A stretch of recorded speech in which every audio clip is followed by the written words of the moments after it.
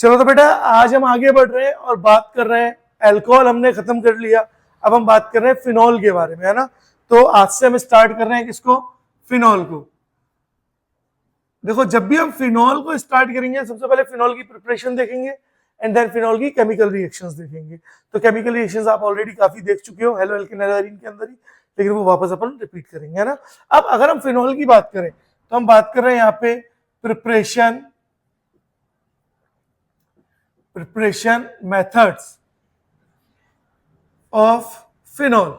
देखो फिनॉल के preparation method जो है वो 5-7 मिनट के ही है बस, दैट मीन ज्यादा बड़े नहीं है, यूं ही कंप्लीट हो जाएंगे, लेकिन उन्हें याद करना पड़ेगा भाई।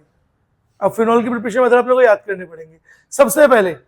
सबसे पहला preparation method, oxidation of benzene with vanadium pentoxide. तो first is oxidation of benzene by V2O5 vanadium pentoxide at 300 degree Celsius. देखो टेम्परेचर हम यूज कर रहे हैं, तो यहां पर वेनेडियम पेंटाऑक्साइड से हम बेंजीन का ऑक्सीडेशन करते हैं। तो देखो बेंजीन ये रही, दिख रही है। जैसे ही आपने V2O5 और 300 डिग्री सेल्सियस को यूज किया तो आपको बेंजीन से डायरेक्टली फिनॉल मिल जाता है। ये आपको हेल्प करेगा रिएक्शन कन्वर्जन में। तो ये कुछ रिएजेंट है जो आपको याद रखने पड़ेंगे, ठीक है। सेकेंड हम बात करें फ्रॉम एराइल हैलाइड। अब एराइल हैलाइड वाला पार्ट आप पढ़ चुके हो हेलोएरीन में, जहां पे आप क्या करते थे, एक एराइल हैलाइड लिया, देखो Cl, और आप यूज करते थे फर्स्ट NaOH और सेकंड आप यूज करते थे acidic medium H positive ion. साथ में टेम्परेचर लेते थे 623 केल्विन, और प्रेशर लेते थे लगभग 300 एटमॉस्फेयर, यानी नॉर्मल कंडीशन पे नहीं होता था, याद है। हाँ, और अब क्या होगा, NaOH का OH आएगा और Cl को हटा करके क्या जुड़ जाएगा बेटा, OH, और क्या बन गया फिर से आपका फिनॉल बन गया, है ना। थर्ड यही बता देता हूं, थर्ड फ्रॉम सैलिसिलिक एसिड। अब सैलिसिलिक एसिड क्या होता है, बेंजीन रिंग के ऊपर OH ग्रुप तो लगा हुआ है, साथ में COOH ग्रुप लगा है। अब मैं ऐसा क्या करूं कि मेरा COOH ग्रुप हट जाए और सिर्फ OH ग्रुप रह जाए, क्या करूं ऐसा बोलो, कौन सा रिएजेंट यूज करूं, सोडा लाइम एकदम, है ना। तो मैंने क्या यूज किया, NaOH plus CaO slash heat, और इसको हम क्या बोलते हैं, सोडा लाइम। क्या बोलते हैं बेटा, सोडा लाइम। जैसे ही आप सोडा लाइम को यूज करोगे वो CO2 को खा जाएगा, यानी माइनस कर देगा किसको, CO2 को, और अगेन आपको कौन मिल गया, सिर्फ फिनॉल मिल गया। बोलो देखो आसान है। अब ये चीजें बेटा अपने को याद रहनी चाहिए, अगर ये चीजें याद नहीं रही तो काम खराब हो जाएगा, है ना। थर्ड के बाद फोर्थ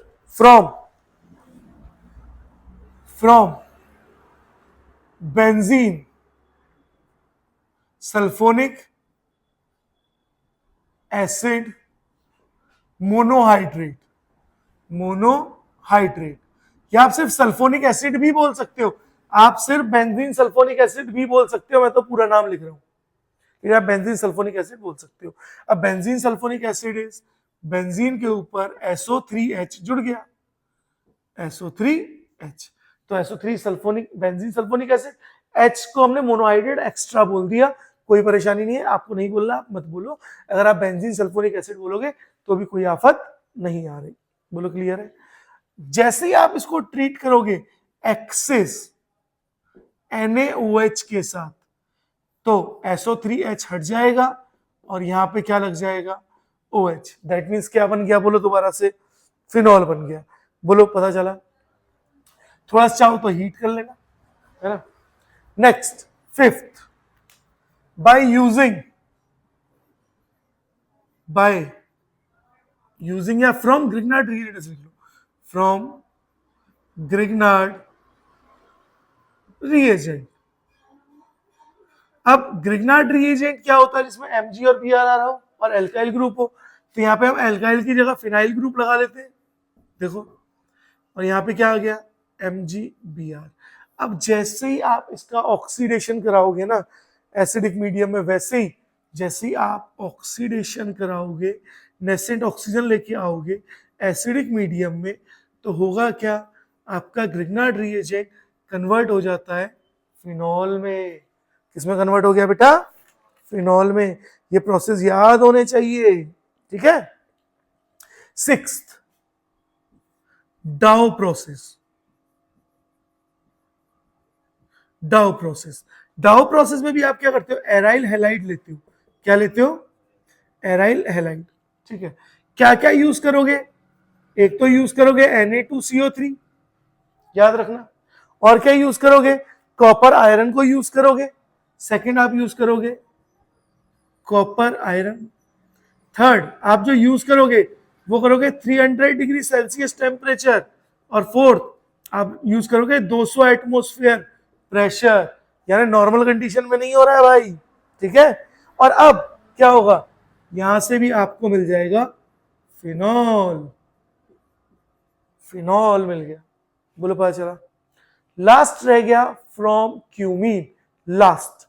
तो एक बार नोट कर लो, इतना नोट कर लो, है ना, वहां इतनी जगह नहीं है यार, यहाँ पूरा आ नहीं पाएगा, जगह स्पेस कम रह जाएगा, है ना। तो कोई बात नहीं, इतना नोट कर लो, इतना नोट कर लो, देन फिर यहाँ पे मैं आपको क्यूमीन से बता देता हूँ और आपके प्रिपरेशन मेथड हो जाते हैं समान, है ना। करो बेटा। देखो नेक्स्ट, लास्ट, सेवेंथ। सेवेंथ हम बात कर रहे हैं किससे बेटा, फ्रॉम क्यूमीन। तो seventh one is from cumene. तो फ्रॉम क्यूमीन, है ना, ठीक है। अब क्यूमीन मतलब जीरा नहीं, क्यूमीन क्या होता है, देखो क्यूमीन समझो, जब भी बेंजीन रिंग है और उसके साथ जुड़ा हुआ है CH, CH3 और CH3, तो ये क्या है, ये है क्यूमीन, ठीक है। अब मैं इसको थोड़ा सा एडिट कर रहा हूं, यहां पर मैं H को यहां लगा देता हूं ऊपर, H लगाया ऊपर। अब जैसे ही मैं क्यूमीन का ऑक्सीडेशन कराता हूं, यानी O2 को डालता हूं एट 60 डिग्री, अभी टेम्परेचर आगे यूज करेंगे, O2 को डालता हूं, तो O2 क्या करता है, क्यूमीन का ऑक्सीडेशन करता है। क्या करता है, क्यूमीन का ऑक्सीडेशन। अब देखो ध्यान से सुनो, ऑक्सीडेशन कहां करेगा, ये जो O2 है ना, ये कार्बन और हाइड्रोजन के बीच में आके जुड़ेगा और क्या बनाएगा, देखो COOH और यहां पर CH3 और CH3, है ना, ठीक है। अब इस कंपाउंड का क्या नाम हो जाएगा, इस कंपाउंड का नाम हो जाएगा cumene hydro peroxidase. Cumene hydro पर ऑक्साइड, ऑक्सीडेज तो एंजाइम हो गया भाई, पर ऑक्साइड, ठीक है। अब आपको क्या करना है, आपको कुछ नहीं करना, आपको एसिडिक मीडियम यूज करना है और टेम्परेचर यूज करना है 60 डिग्री सेल्सियस। और जैसे आप इसको यूज करोगे, ये बॉन्ड यहां से ब्रेक डाउन होगा, OH इससे जुड़ जाएगा और आपको मिलेगा फिनॉल। देखो आपको मिला फिनॉल और साथ में दिस इज फिनॉल, फिनॉल के साथ साथ CH3C, देखो यहां से भी बॉन्ड टूटेगा बेटा, और साथ में आपको क्या मिलेगा, CH3C डबल बॉन्ड O और CH3, क्या है ये, एसीटोन है। तो ये तो सबको पता है कि क्यूमीन जो है उसके ऑक्सीडेशन से फिनॉल मिलता है, लेकिन साथ में क्या मिलता है ये नहीं जानते बच्चे, तो ये याद रखना, साथ में क्या मिला, एसीटोन। तो एग्जाम में डैश लिख के पूछ लेगा, बोलो क्लियर है। तो बेटा यही थे आपके प्रिपरेशन मेथड्स ऑफ फिनॉल, है ना। कर लो नोट, नेक्स्ट लेक्चर में हम लोग केमिकल प्रॉपर्टीज देखेंगे, है ना, कर लो नोट।